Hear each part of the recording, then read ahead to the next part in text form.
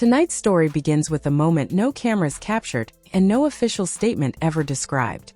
Deep inside Buckingham Palace, King Charles sat alone before a sealed royal file that had reportedly remained untouched for months. The room was silent except for the sound of a fountain pen resting beside a document that, if signed, could quietly reshape the future of the monarchy. The decision wasn't about removing a crown or changing the line of succession. It was about deciding who would carry the influence, responsibility, and public trust into the next royal era. On one side stood Catherine, admired by millions and preparing for a future she had never publicly pursued. On the other stood Queen Camilla, a woman who had spent decades earning her place beside the king. As Charles reached for the pen, those closest to the throne understood that one signature could alter family relationships forever. What followed was a chain of private meetings, emotional confrontations, and unexpected choices that no member of the royal family would ever forget. Did the king protect the crown? Or did he sacrifice someone he loved for the future of the monarchy? Stay with us because this remarkable story is only just beginning. The silence inside Buckingham Palace felt heavier than anyone in the room could remember. King Charles remained seated for several moments after placing the sealed folder on the polished wooden desk. The document in front of him represented months of private discussions, careful planning, and difficult choices that had never been intended for public attention. Outside, the palace continued its normal routine. Staff members moved through the corridors, visitors admired the historic building, and tourists gathered behind the gates hoping to catch a glimpse of the royal family. None of them realized that, behind those walls, the future direction of the monarchy was quietly being debated. Charles slowly looked toward the large windows overlooking the palace gardens. Years of public service had taught him that every monarch eventually faced decisions that would never satisfy everyone. Some choices strengthened the institution while damaging personal relationships. Others protected loved ones but created uncertainty for generations to come. This decision, however, seemed to demand both sacrifice and responsibility at the same time. His private secretary carefully placed another folder beside him before speaking in a calm voice. "Your Majesty, the recommendations have all been reviewed. Whenever you're ready." Charles nodded without answering. Instead, he opened the folder again and carefully reread several pages. Most of the language focused on the long-term future of the royal household rather than the present reign. It discussed leadership, public responsibilities, charitable work, ceremonial planning, and the gradual transition that would eventually take place when a new generation assumed greater responsibility. One name appeared throughout the report more frequently than any other: Catherine. Over the previous several years, the Princess of Wales had become one of the most respected members of the royal family. Her calm approach, steady public image, and commitment to family had earned admiration, not only across Britain but around the world. She rarely sought attention for herself, yet whenever difficult moments challenged the monarchy, many people naturally looked toward her for reassurance. Charles understood why his advisors believed she would become one of the central figures of the next reign. Still, another name appeared throughout the document: Camilla. As queen consort, she had stood beside him through years of criticism, controversy, and public scrutiny. Together they had endured challenges that few people outside royal life could truly understand. Charles never forgot the loyalty she had shown during those difficult years. That loyalty made the present decision even harder. One advisor quietly stepped forward. "Your Majesty, the objective is not to diminish anyone. It is to ensure that the next reign begins with complete clarity." Charles remained silent. Another advisor continued. "If responsibilities overlap during the transition, confusion may develop inside the royal household. Competing expectations could weaken public confidence before the next reign even begins." The king slowly closed the folder. "I understand the reasoning," he replied quietly, "but understanding something does not make it painless." No one answered. The room once again became silent. Across the city at Adelaide Cottage, William and Catherine were enjoying what appeared to be an ordinary afternoon with their children. Away from official engagements, they valued every opportunity to experience family life as normally as possible. School bags rested near the entrance. Children's voices echoed through the house. For a short time, royal responsibilities seemed wonderfully distant. Catherine poured tea while reviewing several documents related to upcoming charity visits. youth mental health programs, early childhood development initiatives, and community organizations filled her schedule for the coming months. She approached each engagement with careful preparation because she believed public service required genuine commitment rather than symbolic appearances. William entered the room carrying another folder. "It never slows down," he said with a smile. She laughed softly. "Would we know what to do with ourselves if it did?" Before either could continue, William's phone vibrated. The message came directly from Buckingham Palace. His expression changed almost immediately. Catherine noticed. "Is everything all right?" William read the message once more before placing the phone on the table. "My father wants to see me tomorrow morning. Anything unusual?" He didn't explain. Catherine sensed there was more to the invitation than the brief message suggested. Years inside royal life had taught her that unexpected meetings often carried important consequences. She chose not to speculate. Instead, she quietly returned to preparing for the following week's engagements. Meanwhile, at Clarence House, Camilla was reviewing plans for several upcoming charitable events alongside members of her household staff. Although much public attention focused on younger members of the family, she remained deeply involved in organizations she had supported for many years. One advisor entered carrying several newspapers. "Your Majesty, public approval ratings have been updated." Camilla accepted the reports with polite curiosity. Much of the coverage highlighted Catherine's growing popularity. Photographs from recent engagements filled several front pages. One headline described her as the reassuring future of the monarchy. Camilla carefully placed the newspaper aside. She showed no visible frustration. Yet privately, she recognized the changing mood of public opinion. She understood how history often worked. Every reign eventually prepared the next. Every generation gradually stepped forward while another slowly stepped back. Although she accepted that reality in principle, living through it proved far more complicated. Later that evening, Charles requested another private meeting with his senior advisors. Maps of future royal engagements covered one wall of the conference room. Long-term planning documents filled the table. Every major event scheduled over the next several years had been carefully analyzed. One advisor pointed toward several reports. Public engagement continues shifting toward the Wales family. Another added, international tours featuring William and Catherine consistently received the strongest response. A third advisor spoke more cautiously. The institution should prepare for a gradual transition while maintaining respect for everyone currently serving. Charles listened carefully. No recommendation suggested removing Camilla from her current role. Instead, the discussions focused on future responsibilities after the beginning of William's reign. The distinction mattered greatly. Still, Charles understood that public interpretation might ignore such nuance. Perception often became more powerful than reality. After the meeting ended, Charles remained alone. He opened an old leather notebook that had belonged to his mother. Inside were handwritten observations about duty, continuity, and service. One sentence immediately caught his attention. "The crown must always think beyond the present moment."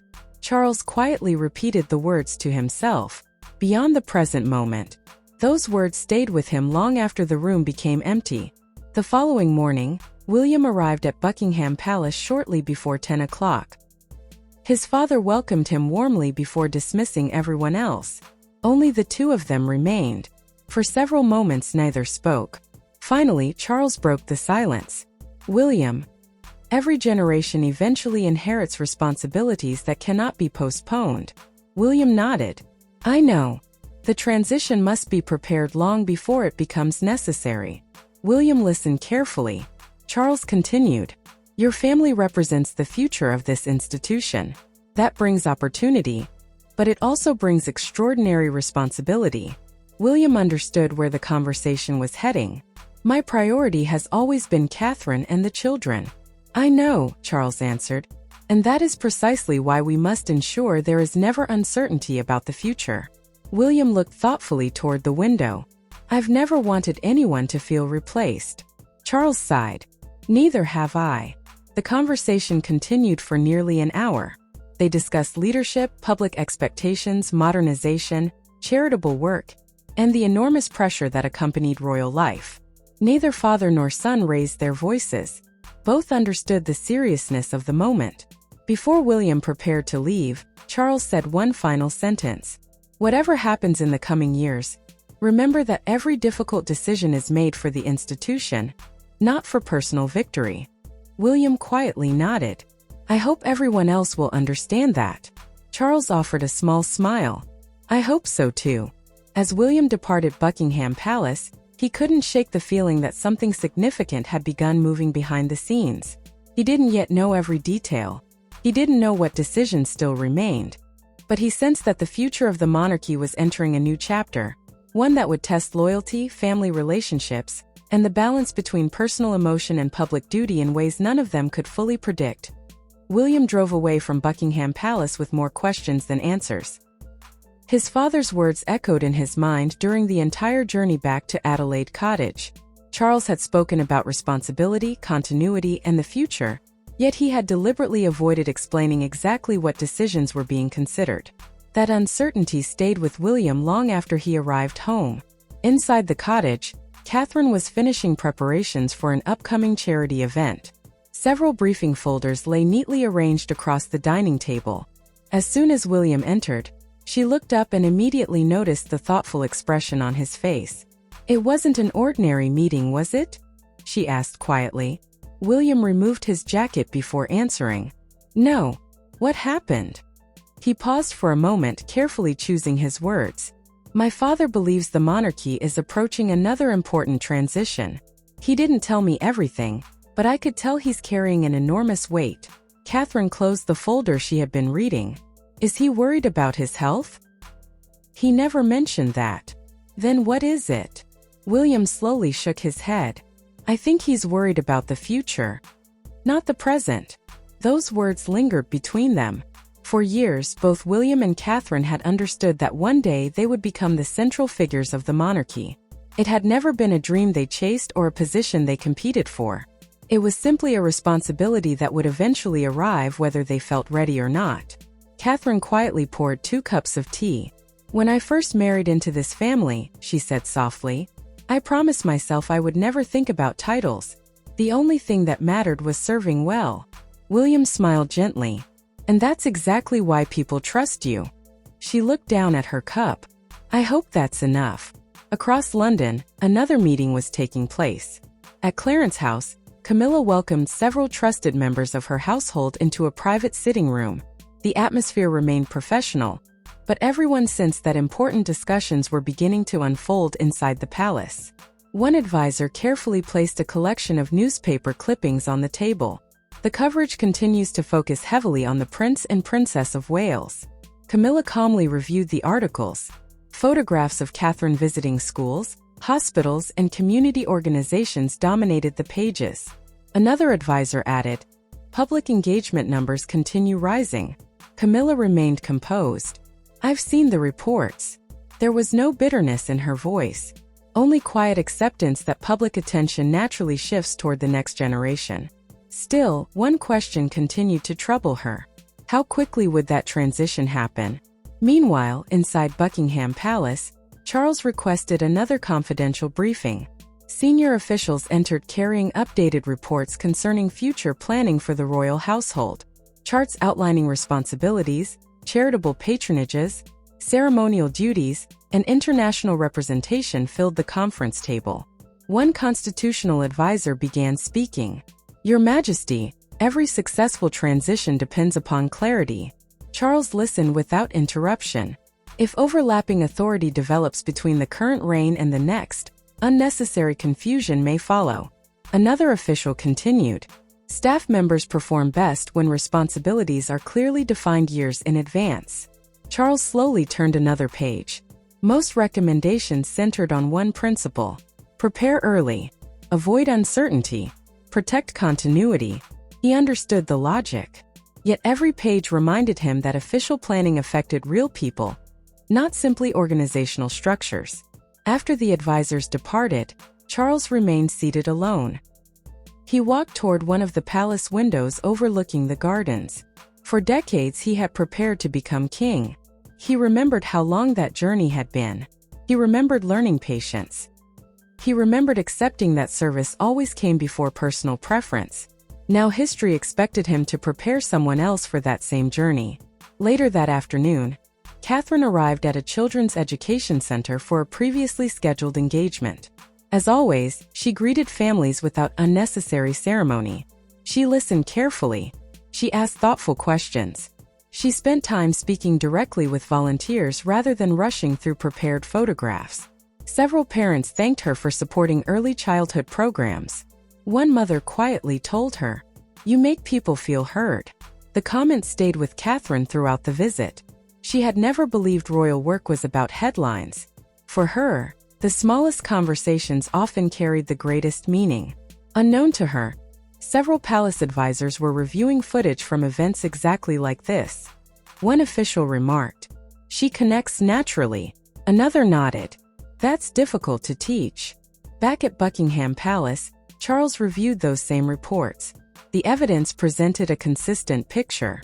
Catherine had earned extraordinary public confidence, not through dramatic speeches, not through political influence, simply through years of consistent service. Charles quietly reflected on that fact. Respect could never be demanded. It had to be earned. That evening, William received another unexpected phone call. This time it came directly from his father's office. "There will be another private meeting tomorrow morning." "No agenda?" "I'm afraid not, sir." William thanked the caller before ending the conversation. Catherine noticed his expression once again. "Another meeting?" "Yes." She smiled gently. "Whatever it is, you'll handle it." He looked toward her. "We'll handle it." The following morning, Buckingham Palace remained unusually quiet. Only a small number of senior officials had been invited inside one of the private conference rooms. Charles entered carrying a familiar leather folder. Everyone stood. The king motioned for them to sit.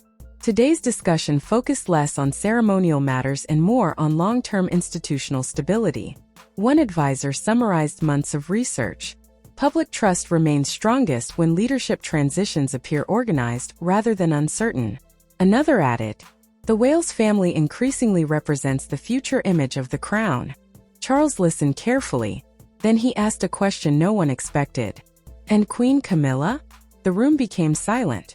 Finally, one advisor answered respectfully, "Your Majesty, Her Majesty's service during your reign remains significant and deserving of lasting recognition." Charles nodded. "But the next reign will naturally establish its own household, priorities, advisors, and public direction." Charles already knew the answer before it was spoken. Every monarch shaped their own court. Every generation eventually stepped aside for the next. History had repeated that pattern countless times. Knowing it did not lessen its emotional impact. Later that day, Camilla visited one of the literacy organizations she had supported for years. Volunteers warmly welcomed her. Children proudly showed her books they had recently finished reading. Teachers thanked her for continuing to raise awareness about literacy. For several hours, royal politics disappeared completely. Only meaningful public service remained. As she prepared to leave, one elderly volunteer smiled. "You've done wonderful work." Camilla thanked her sincerely. Driving back toward Clarence House, she quietly reflected on those words. Regardless of future titles or responsibilities, service itself still mattered. Meanwhile, Catherine returned home after another full day of engagements. She found William reading through several briefing papers. He looked unusually thoughtful. "Have you ever wondered what people expect from us?" he asked. She smiled. "Every day." "No, I mean years from now." Catherine sat beside him. "I try not to think that far ahead. But eventually we'll have to." She nodded. "I know." William looked toward the window. "My father believes preparation can't wait forever." Catherine answered carefully. "Preparation is important. But kindness matters just as much." He turned toward her. "What do you mean?" "If changes ever come, I hope nobody feels forgotten." William understood exactly what she meant. Neither of them wanted progress to feel like rejection. They hoped the monarchy could move forward without creating unnecessary division inside the family. Elsewhere in London, Charles opened the same leather notebook he had been reading days earlier. Again his eyes stopped on a familiar sentence. "The crown belongs to the future as much as the present." This time he didn't simply read it. He quietly closed the notebook. Then he reached for the sealed folder resting beside him. The moment he had postponed for weeks could no longer be delayed. He instructed his private secretary to arrange one final confidential review before any permanent decisions were made. Outside the palace, reporters continued discussing routine royal engagements, completely unaware that conversations taking place behind closed doors were slowly shaping the next chapter of the monarchy. Inside those historic walls, every discussion seemed to point toward the same unavoidable conclusion. The future was approaching faster than anyone had expected, and before many more days had passed, King Charles would be forced to make a decision that could influence not only his own reign, but the generations that followed. Morning sunlight spread across the gardens of Buckingham Palace, but inside the king's private office the atmosphere remained unusually quiet. The sealed folder rested on the center of the desk exactly where Charles had left it the night before. He had spent countless hours reviewing every recommendation, every report, and every note prepared by his advisors. None of them could make the choice for him. Whatever happened next would carry his name alone. He stood by the window for several minutes before turning toward the desk. "Please ask everyone to come in," he quietly instructed his private secretary. Within moments, a small group of senior advisors entered the room. No one spoke immediately. They understood the importance of the meeting and waited for the king to begin. Charles slowly looked around the room. "For months," he said, "we have discussed continuity, stability, and the future of the institution. Today I want one final answer. If we move forward, are we protecting the monarchy? Or simply making life more difficult for the people I love?" The room remained silent for several seconds. Finally, the senior constitutional advisor answered, "Your Majesty, every generation eventually faces difficult transitions. The purpose of preparation is not to diminish anyone. It is to ensure that the next reign begins with clarity and confidence." Charles nodded thoughtfully. "I've heard those words before. Because they remain true, sir." Another advisor spoke. "The public already sees the Prince and Princess of Wales as the future of the monarchy. Planning for that future doesn't erase today's service. It simply prepares tomorrow's responsibilities." Charles slowly closed the folder. "I understand." The meeting ended without celebration. There were no smiles, no congratulations, only quiet acknowledgement that history often demanded decisions no family would willingly choose. Across the city, William arrived at Windsor Castle after receiving another invitation from his father. Unlike previous meetings, this one felt different from the moment he stepped inside. The staff greeted him respectfully, but everyone seemed unusually careful with their words. Charles welcomed his son into a private sitting room. "I'm grateful you came." "Of course." The king gestured toward two chairs positioned beside a fireplace. For several moments neither spoke. Finally, Charles broke the silence. "When I waited to become king, I had decades to prepare." William nodded. "I know. You won't have that luxury forever." William looked directly at his father. "Whatever responsibilities come, Catherine and I will face them together." Charles smiled gently. "I never doubted that." He reached for the folder resting beside him. "This represents months of planning." William glanced toward it. "I've suspected as much. It outlines how future responsibilities may gradually be organized as the next generation assumes a greater public role."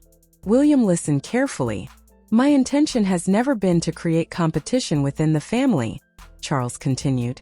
"The institution works best when every member understands their purpose." William answered honestly, "I don't want anyone to feel pushed aside." "Neither do I." The king paused before continuing. "But avoiding change simply because it's uncomfortable rarely serves the future." William slowly nodded. "I understand." Back at Adelaide Cottage, Catherine spent the afternoon reviewing plans for several upcoming community visits. Children from local schools had written letters thanking her for supporting literacy and mental health programs. She carefully read each one. One message caught her attention.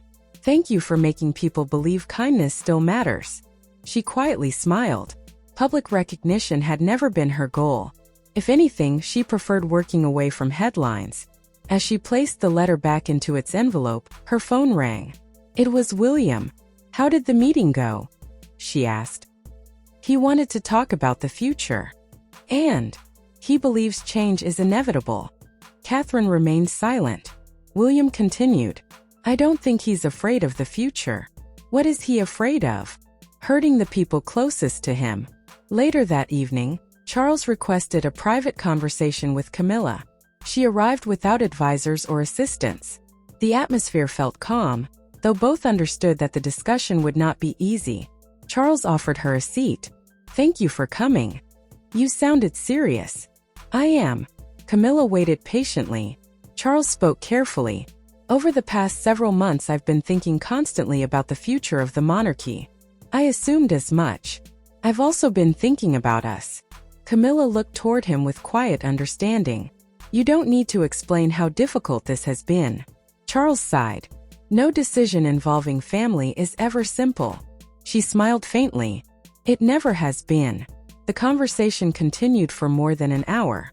They spoke about service, about responsibility, about public life, about the generations that would one day inherit everything they had spent years protecting. Neither accused the other of anything. Neither raised their voice. Instead, they reflected on the reality that every royal chapter eventually reaches its natural conclusion before another begins. When the conversation ended, Camilla stood near the doorway before quietly saying, Whatever history remembers, I hope it remembers that we all tried to serve. Charles answered softly, I believe it will. The following morning, Catherine joined volunteers at another community project supporting young families. Cameras briefly captured her arrival before she disappeared into conversations with parents, teachers, and local organizers. One volunteer later remarked, She never makes these visits feel rushed. Another smiled. She listens more than she speaks. Those comments eventually reached palace officials preparing reports about public engagement. Once again, the conclusions remained remarkably consistent. Steady, dependable, trusted. Charles reviewed those reports that evening. He recognized something important. Leadership wasn't created by a single ceremony. It was built through years of consistent actions that earned confidence one day at a time. Several days later, the king invited William, Catherine, and Camilla to Windsor for a quiet family gathering. There were no cameras waiting outside. No official photographers. No prepared speeches. Only family. When everyone had taken their seats, Charles looked around the room. I wanted us together because conversations about the future should never happen through newspapers or public speculation. No one interrupted. He continued, We each represent different chapters of the same institution. None of those chapters erased the others. Camilla listened quietly. William remained thoughtful. Catherine folded her hands in her lap. Charles spoke with calm sincerity. My hope is that whenever future generations look back on this period, they remember cooperation rather than conflict. Catherine gently answered first. I've never wanted responsibility to come at someone else's expense. Camilla looked toward her. I know. William then spoke. The strength of the monarchy has always depended on stability. Charles nodded. And stability begins inside the family. For a brief moment, complete silence filled the room. It wasn't uncomfortable. It was reflective. Each person understood that history often focused on crowns, ceremonies, and public appearances, while overlooking the personal sacrifices made behind palace walls. As the meeting concluded, Charles walked with William toward the corridor. There will always be critics, he quietly said. I know. There will also be people who believe every decision hides another motive. William smiled slightly. And what should I tell them?